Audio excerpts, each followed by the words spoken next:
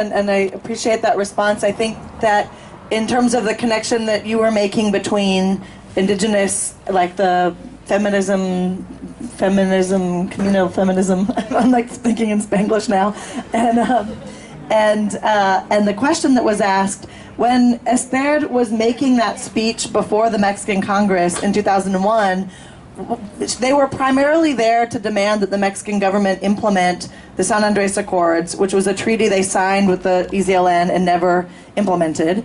And she was defending in some ways the San Andres Accords, which had to do with indigenous rights and culture, against the charge that, well, if we implement them, won't it mean that women's rights are trampled? And she was basically saying, no, indigenous women are perfectly capable of addressing women's rights and collective indigenous rights at the same time, and those things are not mutually exclusive. And I think it is this thing that oftentimes bumps up, and it's interesting. I think it was related to what Nina was saying earlier about just what sort of feminism means in certain contexts and sort of who still has kind of monopoly over that word. But that, you know, indigenous women, I think throughout the world, certainly throughout the Americas, just that I know of, have defended that sense of women's rights and collective rights are not mutually exclusive.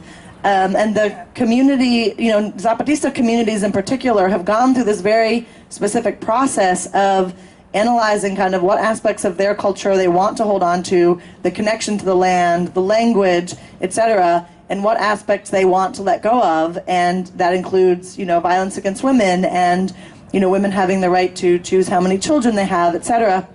And that doesn't make them any less indigenous. So I think, you know, we as radical feminists, to answer the question, can sort of look to those examples, and it doesn't mean we have to sort of try and replicate them. Like, what that means for ourselves is very different in our own context. But I think, I mean, for me personally, I very much consider myself a feminist, and it's because there's been so many backlashes against that word, and it's been twisted into so many other things, is that much more important to kind of reivindicarlo, to reclaim it and say, this is what feminism means to me. So to me, feminism is not a woman who can prove that she's a, you know, strong woman by, you know, emulating masculine power and firing a bunch of workers, right? It's someone who can be strong in her own way, whatever that looks like. And so, you know, I think that the more we just embody that, and that again just goes back to the connections between race and gender and poverty and how those things are connected. You know, me as a white woman, as a middle-class white woman, it's not that I experience race and class oppression, but I live in a world where they're all connected. And so my struggle cannot be disconnected from those other struggles.